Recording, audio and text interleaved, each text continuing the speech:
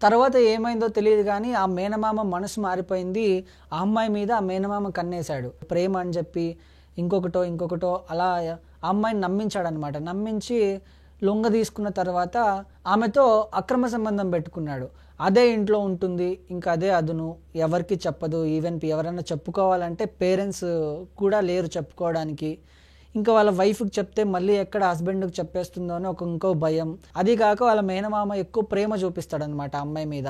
So, ప్రేమ చూపిస్తాడు కాబట్టి ఓహ్! నిజంగానే నా మీద అంత ప్రేమ ఉందేమోలే అనుకోని ఆ అమ్మాయి కూడా నమ్మి మోసపోయిందనమాట. ఇంకా ఆమెతో అక్రమ సంబంధం పెట్టుకున్నాడు. చాలా సార్లు వీళ్ళు ఫిజికల్‌గా కలవడం జరిగింది. ఫిజికల్‌గా కలిసిన కొన్ని మంత్స్ తర్వాత ఆ చిన్న అమ్మాయి ప్రెగ్నెంట్ అయింది. సో, ప్రెగ్నెంట్ అయితే ఎక్కువ రోజులు ప్రెగ్నెన్సీని దాచలేరు గదా!